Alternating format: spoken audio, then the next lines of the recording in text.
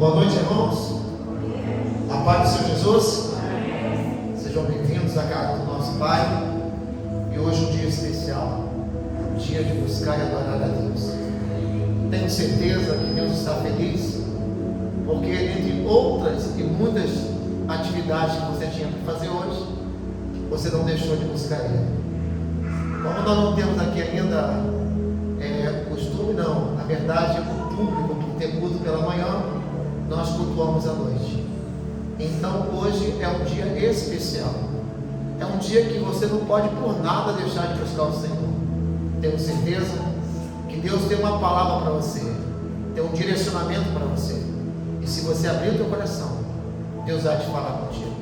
Estivemos hoje fazendo um batismo lindo, numa água bem quentinha, né? Jesus.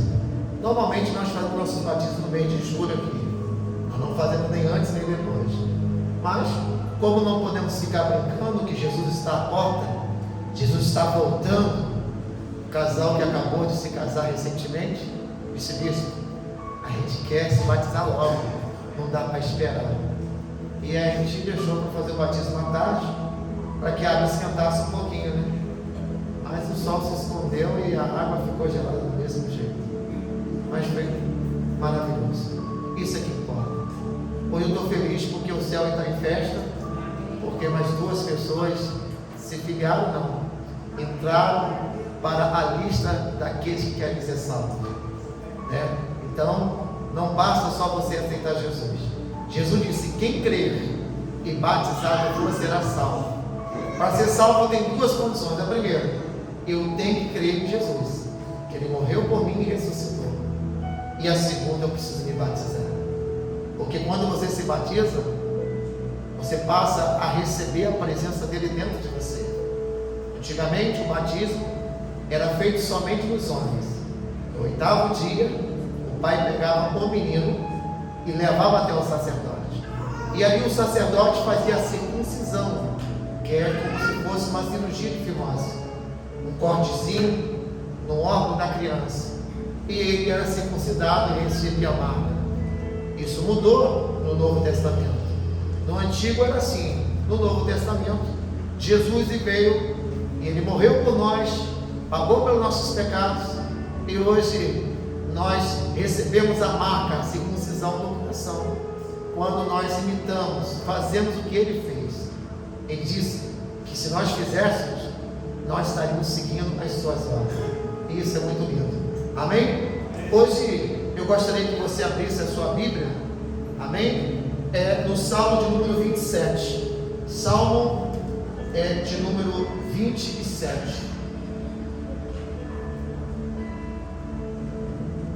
Aleluia. Glórias a Deus.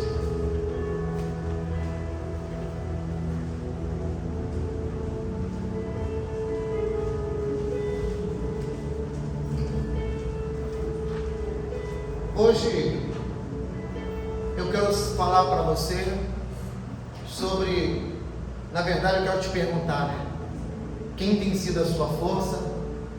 Quem tem sido a sua luz? Porque no mundo que nós estamos vivendo hoje, irmãos, se você não estiver blindado, revestido, qualquer seta, ela pega você.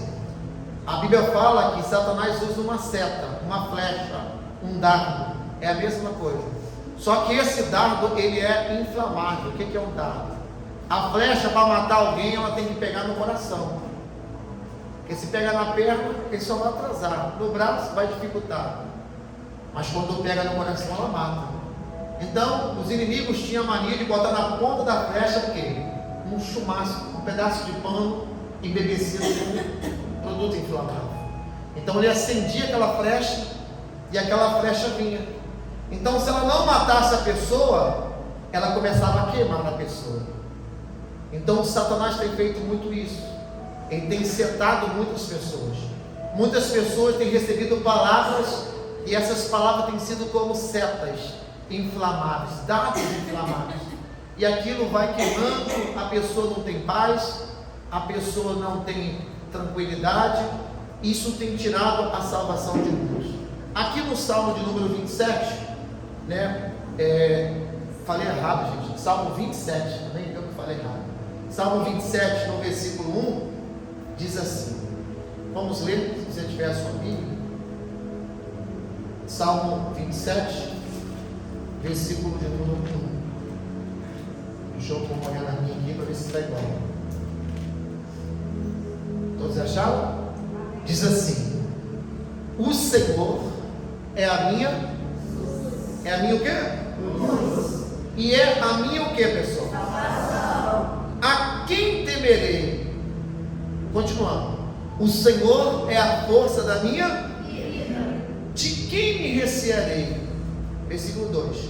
Quando os malvados, quando quem, pessoal? Malvados. Os meus adversários, os meus inimigos, investiram contra mim para comerem as minhas carnes, eles tropeçaram e caíram.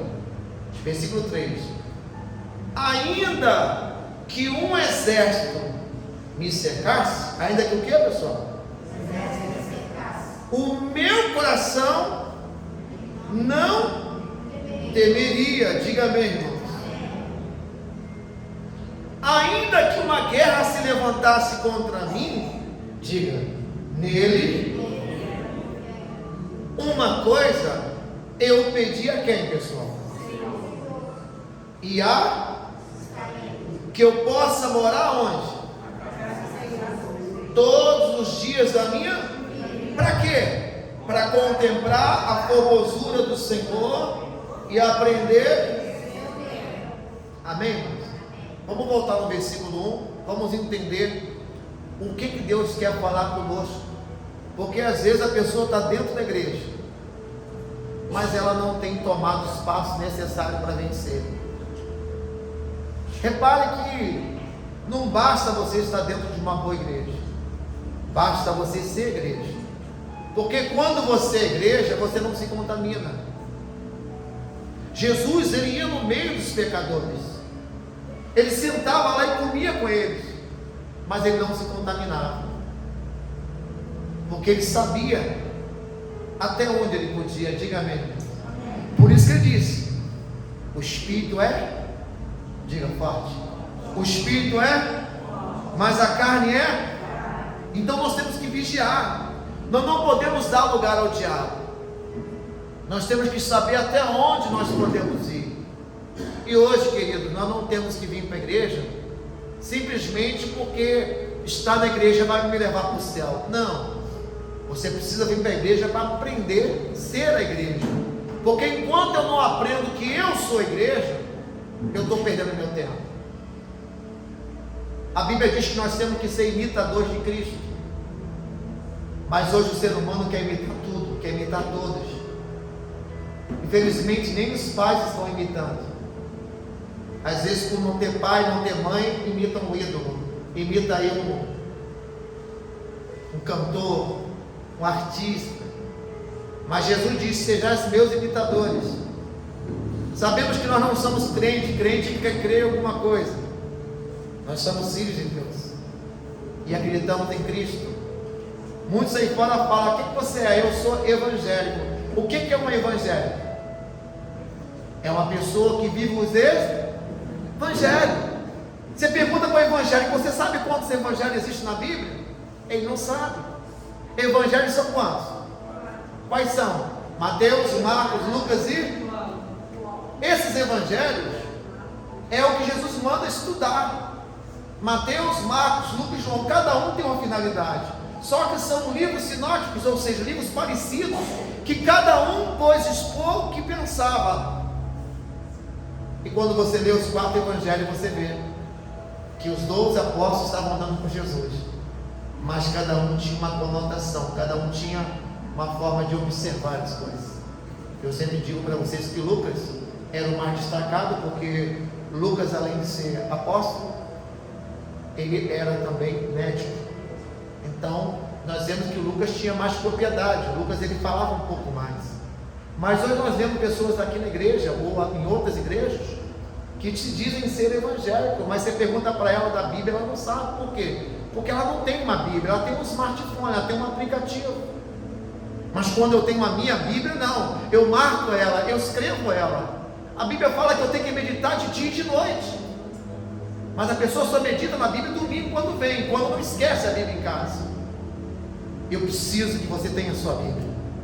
Eu preciso que você tenha a sua Bíblia como o melhor livro da sua vida. Eu preciso que você ame a sua Bíblia. Eu quero fazer uma viagem para São Paulo, eu vou comprar um monte de Bíblia. E você que não tiver condições de ajudar a igreja comprando uma, você vai ganhar uma de presente.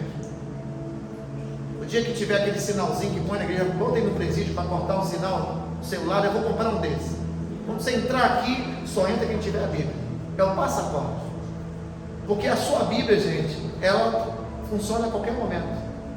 Se a sua bateria do celular acabar, acabou a Bíblia. Aqui eu quero falar para você sobre o Salmo 27, que diz assim: o Senhor é a minha luz. Diga amém. Só que tem muitas pessoas que infelizmente estão na igreja e estão andando aonde? No escuro. E uma pessoa que anda no escuro, ela vive o quê? Tropeçando. Ela vive o quê? Caindo. Diga amém. Uma pessoa que não tem Jesus na vida dela, ela vive caindo, ela vive tropeçando, porque ela não consegue enxergar. A Bíblia diz: lâmpada para os meus pés é o que, pessoal? É o que, pessoal? É a tua palavra. Querido, se você não tiver a palavra, os teus pés podem levar você para a beira do caminho. Existe um equipamento chamado GPS. Nós temos ele no celular.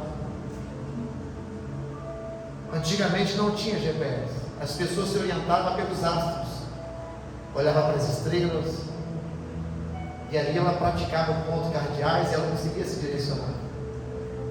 Hoje nós temos uma facilidade muito grande de se achar. Agora tem internet, agora via satélite. Em qualquer lugar pega a internet via satélite. Lugar que não chega a fibra ótica, lá chega a internet via satélite. E ali com a internet você consegue saber onde está a pessoa, onde está o seu caminhão, onde está a sua esposa, seu filho, onde está até o seu campo. Até as vacas hoje tem chip. Esses fazendeiros que são milionários, eles controlam as vacas pelo aplicativo. Quando apagam o chipzinho, e apagou o chip número 22.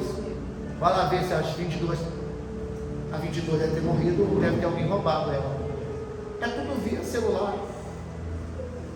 Estamos se especializando tudo, mas a Bíblia, gente, não tem como. A Bíblia você tem que meditar de dia e de noite. Por isso que aqui diz: o Senhor é a minha, o que, pessoal? Diga, a minha luz. E para que serve a luz? A luz serve para quê, bispo? Ela serve para quê? Iluminar, diga, meu irmão, para mostrar a solução para os seus problemas. É Jesus que vai te dar a solução. Quem tem um problema aqui hoje? Tem um monte. Quem tem um problema aqui hoje? Você quer uma solução? Já vou te ensinar que Jesus pode te mostrar. Aqui diz mais: é Ele que vai mostrar a solução, é Ele que vai te guiar para o caminho da vitória. Diga graças a Deus. Quando a gente acorda de noite, tem gente que dorme igual uma pedra, né? Mas quando a gente acorda de noite, gente, e está muito escuro, o que você faz? Você acende a luz, para você achar seu chinelo, para você ir no banheiro. Por que você acende a luz? Para você não dar uma topada no pé da cama, para você não dar uma canelada naquele móvel. É ou não é, pessoal? A gente acende a luz por quê? Porque a luz ela vai mostrar onde está o chinelo. A luz vai mostrar onde é o caminho do banheiro. A luz vai mostrar onde é a porta. A luz vai mostrar onde é a cozinha. Ou seja, a luz vai te dar uma direção. Davi disse: olha, o Senhor é a minha luz. É o Senhor que me dá uma direção. Gente, não tem outro que te dá direção. O menino falou para mim assim: visto, eu fiz a prova para ser bombeiro temporário. Só vou poder ficar 4 anos no corpo de bombeiro. Mas aí eu orei a Deus, aí abriu agora de novo. Eu fui e fiz de novo. E agora eu vou ser bombeiro definitivo. Eu falei: é isso aí. O outro falou para mim: eu fiz prova no corpo de bombeiro lá de São Paulo, passei. Só que lá eu tenho que andar com uma arma na cintura, que eu sou bombeiro e polícia. Eu falei: por que você não faz daqui? Você já está estabilizado, você destaque lá. Vou fazer, fez. Passou também na prova agora, você não sabe o resultado. E eu tenho visto que a diferença entre o vencedor e o derrotado é que o vencedor, quando ele tem o alvo, ele vai até o fim, ele não olha para trás. Ele pode não passar nessa, mas na outra ele vai passar. Diga amém, irmãos. Então, repare que a luz, ela vai te dar uma direção, ela vai te dar um azimuth, ela vai te mostrar. Diga amém. Agora, se você não tem luz, irmãos, o que acontece? Quem já levantou aqui, já esbarrou na cama? Quem já esbarrou no móvel? Quem já esbarrou? Quantas pessoas se machucaram? E quando você se esbarra, você sente o quê? Dor. Quando você dá uma topada, você sente o quê? Dor. E Deus nessa noite não quer que você viva dolorida. Deus não quer. Deus, Ele quer iluminar você. Deus quer te guardar. Ainda que você passe pelo caminho que chama-se vale, que tem sombra e morte, Ele quer estar contigo. Diga amém, irmãos. Mas por que você bateu a quina na quina da cama? Porque você não acendeu a luz. Porque tem muita gente na igreja, irmãos, que não quer acender a luz. Tem muita gente na igreja que está lutando com a força do braço. E ele mesmo disse: ei, não é por força nem por violência, mas é pelo meu Espírito. Diga amém. Ou seja, tem gente que acha que conseguiu uma vez e vai conseguir sempre, mas não vai por esse caminho não, gente. A vida com Deus não é dessa forma. Diga amém. Quando você acha que dá para andar no escuro, quando você acha que dá para você andar sem a direção de Deus, andar no escuro é andar sem a direção de Deus. Você até pode andar uma vez, duas vezes, mas certamente na terceira vez, numa hora, você vai acabar batendo o quê? A sua canela, com o seu joelho, numa quina, e você vai sentir muita dor. Vai sentir muita dor porque você não esperava aquilo ali para você no teu caminho. Jesus está dizendo aqui: olha, eu quero ser a sua luz, eu quero iluminar você, eu quero tomar você pelas suas mãos. Jesus fala: olha, eu quero andar de braços dados contigo, eu quero atravessar essa luta que você está enfrentando. Se você passar pelo fogo, você não vai se queimar se você estiver comigo. Se você passar pelas águas, você não vai se afogar se estiver comigo. Mas tem muitas pessoas, irmãos, que ainda não querem. Nós temos que agir com a direção de Deus. Ou seja, eu tenho um problema, eu estou atravessando uma luta, eu estou passando por uma situação, o que eu tenho que fazer? Eu tenho que seguir a direção de Deus. Eu não tenho que achar, eu não tenho que pensar, eu tenho que ter certeza, gente. A salvação, você não pode perder ela, a sua vida está em risco. Hoje há muitos atrativos para que você o quê? Fique desapercebido e perca a tua salvação. Entenda que eu tenho que seguir a direção de Deus, porque a Bíblia diz: olha, o choro pode durar inteira, mas o que vem pelo amanhecer? Alegria. Irmãos, chorar, todo mundo vai chorar. Agora Deus não quer que você chore eternamente. A criança chora ou não chora? Mas quando a mamãe mostra ali o seio que ela achou o leitinho, ela para na hora. Deus não tem prazer no teu choro, não. Deus não tem prazer no teu sofrimento, não. Deus não tem prazer na tua derrota, não. Deus não te fez para você ser um derrotado. Gênesis capítulo 1, versículo 26 diz que Deus te fez a imagem e a semelhança dele. Ei, você parece com um vencedor, com um campeão. Gênesis 1, 26 diz que Deus te fez a imagem e semelhança dele, e disse mais: Ele te deu poder para dominar e não para ser dominado. Deus deu poder para o homem dominar, mas infelizmente tem muitas pessoas que, por estar sem a direção e sem a luz de Deus, elas têm deixado de ser dominadas por uma situação que tem roubado a paz dela. Olha quantas pessoas estão passando por depressão aí fora.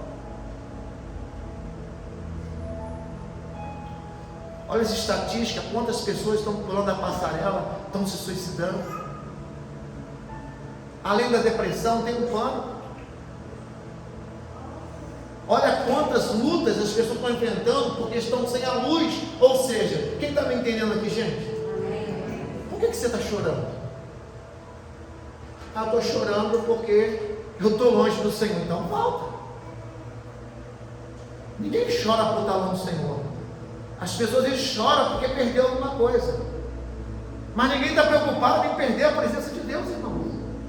O acabou acontece na vida dela e ela não está nem aí. Entenda que chorar é normal, você não pode perder a tua salvação. Diz aqui o Salmo 27, versículo 1: o Senhor é a minha luz e é a minha... Quando você estiver passando por um problema, quando você estiver passando por uma luta, quando você estiver passando por uma adversidade, você pode acreditar, gente, você nunca estará sozinho. O Salmo 46, versículo 1 diz que Deus, Ele é... O que Deus é? Ele é o socorro bem presente na hora da tua. Deus, Ele é a força para o fraco, a alegria para o triste. Ele é a prosperidade para o falido, a saúde para o doente. Deus, Ele é o que você precisa ser. Quando todos te abandonam, Ele é o teu amigo. Ele que está ali para mostrar para você que todos podem te deixar, mas Ele acredita em você. O Salmo 46 diz que no versículo 1 que Ele é, e no versículo 5 diz que Deus, Ele está. Ele estava com Pedro lá na prisão. Quando mataram Silas, o Tiago, o Silas estava na outra prisão. Quando matou o Tiago, lançaram o Pedro na prisão. E na prisão ninguém dorme, irmãos. Eu vou lá no presídio lá em Bulhões. Lá tem pessoas que estão presas lá 6, 7, 8 anos. Eles não dormem, não tem paz. Mas a Bíblia fala que Pedro, quando foi preso, ele estava dormindo. Mas ele dormia, mas em casa a família orava por ele. E Deus mandou um anjo na prisão e acordou ele, porque ele estava dormindo. Por que Pedro estava dormindo? Porque Pedro confiava. A diferença entre muitos hoje é a confiança em Deus. Ah, mas bispo, não é o Senhor que está sendo perseguido, não é o Senhor que está passando por luta, irmão, todos nós passamos. Jesus já nasceu com luta. Eu preguei semana passada aqui. Jesus, quando nasceu, Herodes queria matar ele. Por quê? Porque foi dito por 3 reis magos que estavam vindo seguindo uma estrela, porque ia nascer lá o rei de Israel. E Herodes, temendo que nascesse um outro rei maior do que ele, mandou fazer o quê? Mandou matar todas as crianças abaixo de 2 anos. E aí o anjo apareceu para Maria e falou: Maria, assim que ele nascer, sai daí e vai para o Egito. E só volta do Egito quando esse rei morrer. Jesus nasceu, ela saiu de Belém e foi para o Egito e ficou 4 anos. E aí quando o rei morreu, ele voltou. Jesus já nasceu sendo perseguido e você está reclamando que está sendo perseguida? Ah, mas eu estou passando por luta. Eu vou até dizer para você: luta todo mundo passa. Se você não estiver sendo perseguido, tem alguma coisa errada. Se você está sendo perseguido, está passando por luta, é porque Deus está contigo. Agora não pense em você que Deus vai livrar você dessa luta, porque Deus não livra ninguém da luta, irmãos. A minha luta, quem vence sou eu. Deus só pode fazer na minha vida o que eu não puder fazer. Enquanto você puder fazer, esqueça. O nome dele é Deus dos impossíveis. Ele só pode fazer o impossível. É possível você fazer? Então faça. Quando não for possível, esqueça. Fique tranquilo, Ele vai fazer. Ele mesmo disse: no mundo tereis. Ele falou: tenha bom ânimo. Mas como é que Jesus manda ter ânimo? Ele fala: tem de bom ânimo, porque eu venci o mundo. Mas o que eu tenho a ver, Jesus? O Senhor venceu. Ô cabecinha, se eu venci e se eu estou dentro de você, você também vai vencer. Por que uma pessoa faz um concurso público e procura uma pessoa que sabe? Vai fazer PRF, ele procura uma pessoa que sabe, porque a pessoa já venceu aquela prova da PRF. Ele fala: na hora da prova faz isso, pega, começa de trás para frente, lê a última pergunta, porque a última está assim, olha. Ei, você chegou até aqui? Não é para responder pergunta nenhuma, entrega a prova. E quantas pessoas perderam, porque quando pegou a prova na mão começou a preencher. Aí quando chegou na última, que foi ler, estava assim: você que não preencheu nada, entrega a prova vazia. Você foi aprovado. Porque o nosso primeiro teste aqui chama-se atenção. Não se faz uma prova sem ver ela toda. E hoje um quer ganhar do outro. Um homem falou assim: gente, mostrou um pacote de dinheiro assim, ó, um pacote, e deu um balão na mão de cada pessoa. Ele falou assim: olha, quem tiver com o balão na mão, é só vir que eu vou dar R$1000. Vou dar o quê? De repente um começou a estourar o balão do outro, Léo. Pum, pum, pum, pum. Aí só teve um que segurou o balão na mão. Aí ele foi lá, o cara, toma R$1.000. Falou, gente, eu tinha aqui 20 pessoas, eu tinha 20 mil aqui. Eu tinha R$1 para cada pessoa. Só que em vez de vocês se unirem e falar, gente, não vamos estourar o balão, vamos lá todo mundo dar o balão para ele, trocar o balão por 1.000. Ele tinha 20 mil na mão, irmão. Era 1.000 para cada aluno que estava com o balão na mão, mas não, o ser humano é tão maldoso que ele queria arrebentar o balão do outro. E era só pegar o balão, está aqui, professor. Me dá meus R$1.000. Toma aqui, professor. Me dá meus R$1.000. Quem está me entendendo, gente? A gente vive no mundo da competição, mas nós temos que aprender a saber ouvir. Jesus não prometeu livrar você. Você imagina se Daniel jejua 21 dias, sem comer e sem beber, ora 3 vezes ao dia, e na hora falam para ele, você vai ser preso, vão lançar você numa cova de leões. Daniel era para ficar revoltado com Deus, não era? Poxa Deus, caramba Deus, se fosse hoje até bateu, já viu você? Nem sei que fala assim, já viu as crianças? Pai, né? Mas não, Daniel sabia que tudo que acontece na terra primeiro é dado ordem aonde? Daniel sabia que ele tinha intimidade com Deus, ele confiava em Deus. Daniel sabia que nada acontecia na vida dele se não fosse permissão de Deus. Daniel foi para a cova dos leões quietinho. No dia seguinte o rei Dário foi lá na cova dos leões, tristinho, falou assim, Daniel, Daniel, aí gritou, oi rei, ué Daniel, você está vivo? O que aconteceu? Oi rei, Deus mandou um anjo aqui, acalmou os leões todos. Você imagina o Sadraque, Mesaque e Abednego, irmãos, quando tocou aquelas flautas lá, aqueles instrumentos que tinha que abaixar, se curvar, aí eles não se curvaram, o rei pegou os 3 e jogou os 3 aonde? Dentro da fornalha. Eles não reclamaram, irmãos. Imagina Pedro, quando lançou Pedro dentro da cadeia, ele foi dormir. Moral da história, irmãos, Deus ele não prometeu livrar